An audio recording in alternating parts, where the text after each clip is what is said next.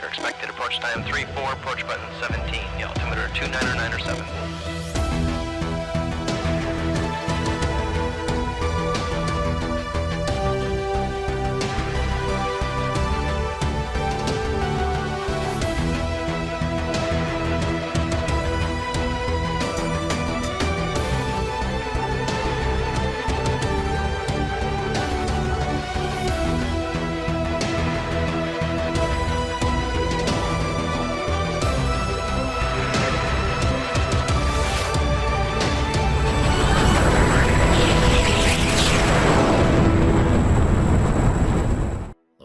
Welcome back to the DCS Situation Report, where we talk about news and information related to DCS world. I'm your host, of course, Prickly Hedgehog, and as always, I do hope this video finds you well, wherever you're tuning in from. This week's newsletter from Eagle Dynamics focuses on the flow-on open beta patch that we had this week to tweak aspects of the AH-64D Apache, along with a swag of other fixes. For campaign fans, we had 3 new campaigns introduced to the eShop this week, which look absolutely fantastic, and we'll talk about those in a little bit.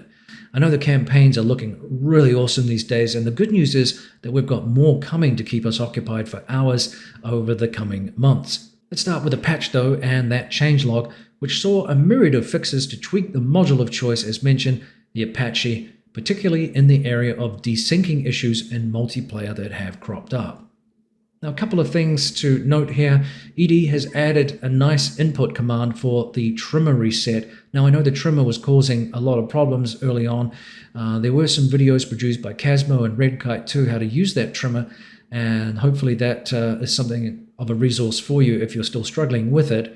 But this trimmer reset button is now the left control plus T. Obviously, you can assign it to a button too on your joystick or throttle, and that will allow you to reset the trimmer position of both the cyclic and also the pedals. I would recommend making sure that you have the appropriate height or some room to maneuver if things go awry when you do that. Obviously, you'll need to make sure that you readjust your control positions to make sure that the aircraft doesn't go haywire on you and depart, which can happen if you're not paying attention.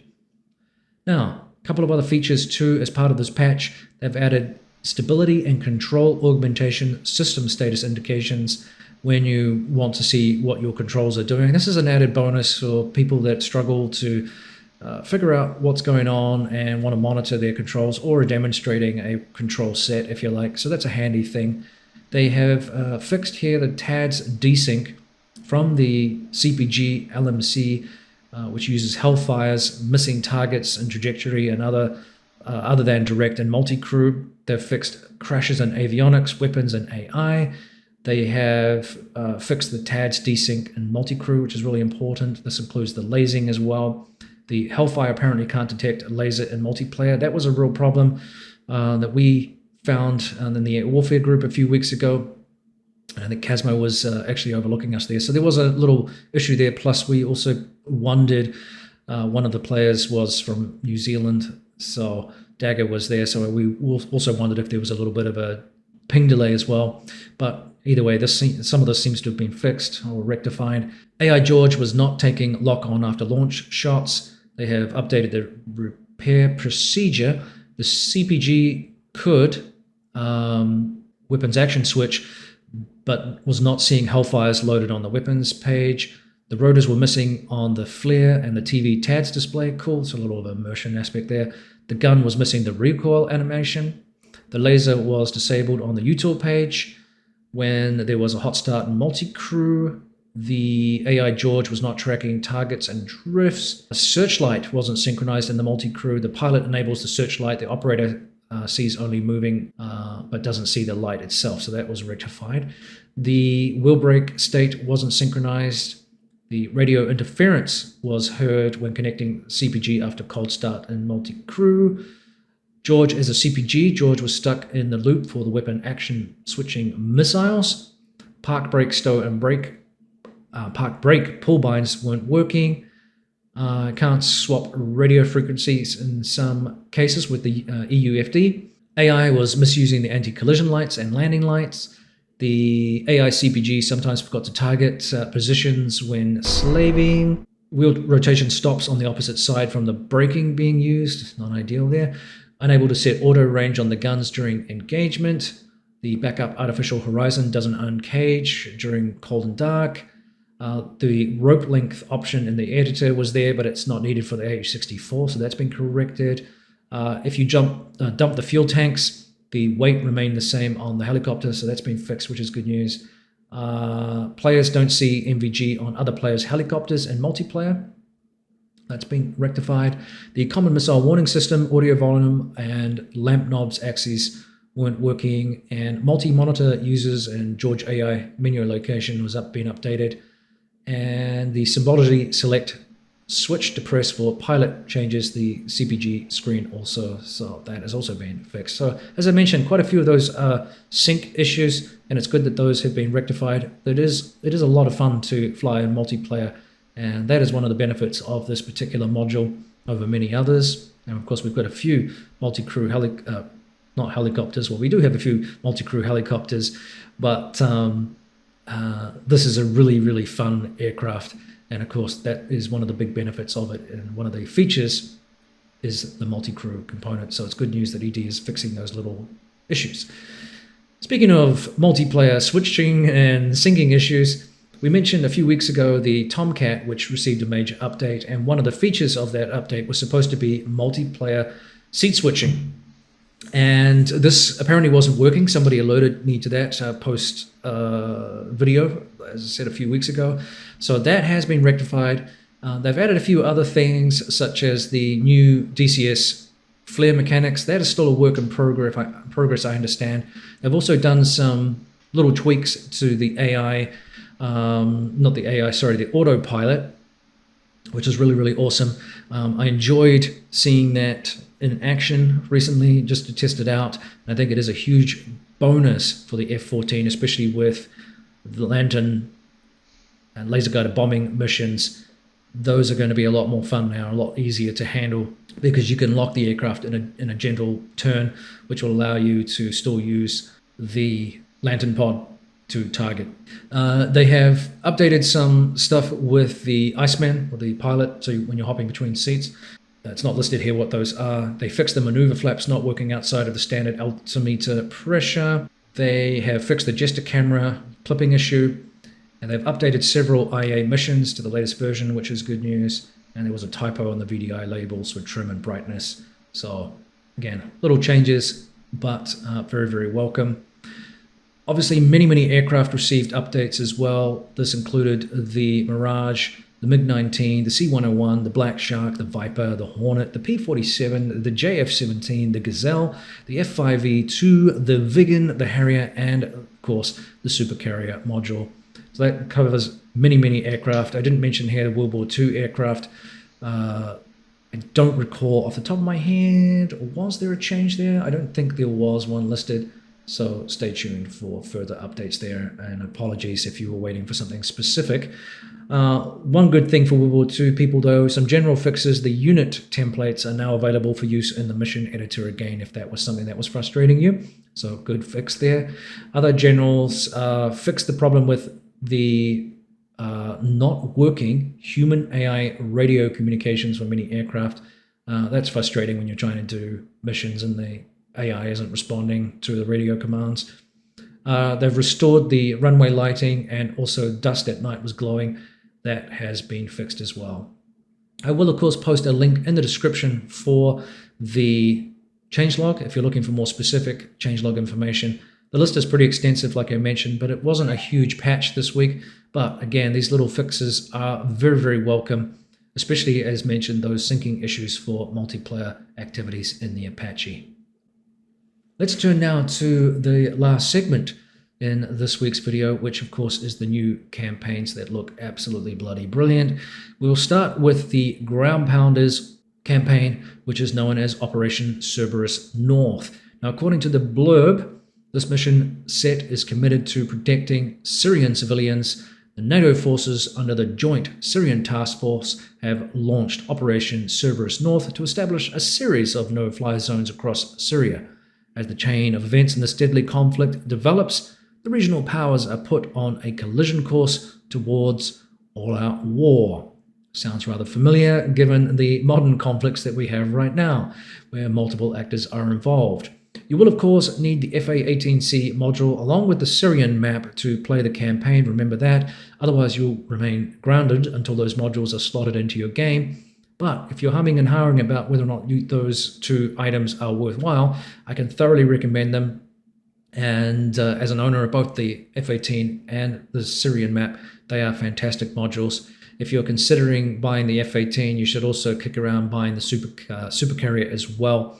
Well worth it. That's a fun module to have as well. It just gives you a little bit more immersive experiences with that F-18, which is good stuff. And of course, we have more future naval aircraft to join that super carrier experience. And we're talking here, of course, the F-4 Phantom, somewhere down the track that will be made into a naval variant. It's early days yet. That was something discussed by Heat Blur. It's not set in concrete at this time. And of course, we have the A6 as well, which we're all looking forward to. So there's a lot of value in picking up some of these other modules that are able to be used in conjunction with campaigns and other features of the game. Well, let's turn now to Stone Sky, who have produced the MAD campaign. This is for the Huey or the Gazelle, and this one is based in the Persian Gulf around the contentious and strategic waterway of the Strait of Hormuz. You're a helicopter pilot flying during increased tension with Iran, which, as part of the storyline, appears to have armed itself with nukes, and of course that will naturally destabilize the balance of power in the area. As before, you'll need the various modules to play the game, including the Persian Gulf map, which is another beauty to fly, and another map that I own, and I really enjoy flying that one as well. Sticking with the Hormuz theater, the last campaign is by Sorrel Row, known as the Hormuz Freedom Campaign. This time you'll be in the cockpit of the AV-8B, the Harrier, effectively, working off the ship and enforcing the Freedom of the High Seas Act to prevent Iran from disrupting shipping in the area, which it's been known to do from time to time. So the campaign is not entirely fictional. As already stated, you'll need the appropriate modules, but this looks like it would be really quite a challenge given that you have to land back on the ship and take off with that Harrier, not dissimilar to some of the rotary wing campaigns and missions that are out there, and hopefully will also be included in the future with the Apache. So again, a unique aircraft, that Harrier. It's a lot of fun to fly, but boy, is it challenging as well, especially as you get used to it. And I have not flown it for many, many months, and I would have to relearn that whole aircraft again, and I wasn't very far into it in the first place. So again, it's exciting though. It's a good reason to, embark on something new. We're very, very lucky, as I've said previously, these campaigns that we have from the various third-party teams and actually some individuals are increasingly of incredible quality and are based around some really immersive storylines. We've got professional voice acting going on. We've got former pilots in the military theater contributing as consultants to some of these campaigns, which adds, again, another layer of realism to our experiences. And it's also going to add a lot of enjoyment to the game. A lot of DCS World is a pretty big open sandbox, and that's an important component to the game because it provides this freedom for people to do interesting missions and create their own multiplayer environments. But it can also be a bit of an impediment if you're a solo player who doesn't really want to get into that or hasn't spent time with it. I'm certainly one that hasn't really delved into combined arms or hasn't really delved into mission making and stuff like that.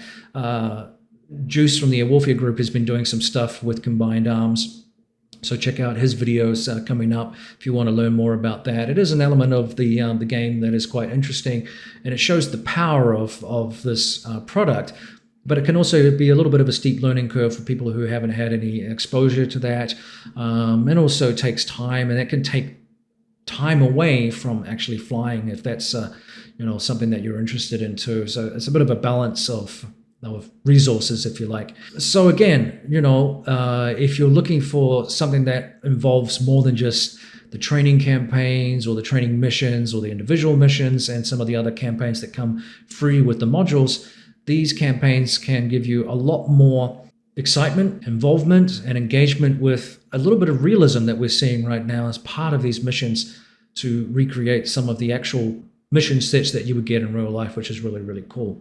And it's also a little bit of a motivator, I find, going through a mission, then realizing, hey, I don't know how to use this weapon system if I'm going to complete this mission. So then you have to go back to the manual or go back to the training missions and figure out how to use that to complete the mission. So it kind of works as I said, a motivator and also a forced training effect, if you like, so that you can go back and enjoy completing the mission. And as I said, with that realism being added in by many, many former pilots, such as Jello, Ward Carroll as well coming up. This is a really, really cool thing for the game, and we can see over the last few years I've noticed a real growth in the number of players that are enjoying the game, and also the number of people producing third-party products. Is something I've mentioned before, so really, really cool. Now the 3 campaigns are $10.99 US, so that's about the cost of a foo-foo coffee and a muffin from Starbucks, so they're not going to break the bank. I recognize, of course, if you don't own the matching module or map to the particular campaign, that's going to add up the cost a little bit. But like I said, there's worse ways to spend your cash on entertainment, believe you me. Now, at some stage when life is a little less frenetic for me, I hope to revisit some of the third-party products that we have in DCS World right now, which are chugging along in that background. I have it on good authority. Actually, there's a really good podcast coming up on a pretty popular campaign that's soon to be released based on the excitement that we've seen from it. So keep your radar scanning on the Air Combat Sim podcast this week for more news on that front. You've been advised. Now, there is a module product that I would love to talk to you about, but right now, non-disclosure agreements mean I just can't do that yet. Hopefully, in the near future, we will be able to get permission to share some things that I'm really excited about. And I think will also excite both combat flight simmers and those who also enjoy the scenery and some of the maps that we have while getting to and from the combat theater. So stay tuned on that. Like I said, it's going to be a neat product coming up here, hopefully for this year. Now, RAZBAM have been throwing up pics fairly consistently of both the Mig-23 project that they're working on and also the IA Pacura. We're seeing things like withering in the cockpit teasers and other work in progress items.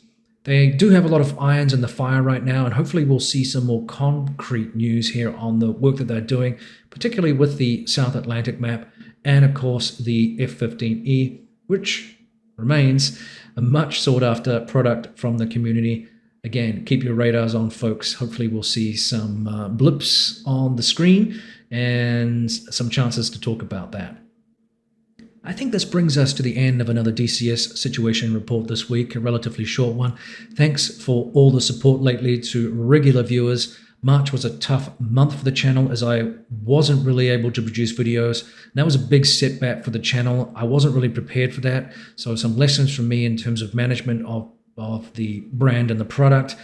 If you like the content today, please give it some feedback. Don't forget to share, subscribe, and comment below. Those are good forms of feedback. Let me know what you're looking forward to this year from the ED team and our third-party developers, whether it's a new campaign, whether it's another module, plane or otherwise. Throw it up in the comments below. Discuss what you're looking forward to, what you're working on, what you appreciate that the ED team are doing right now.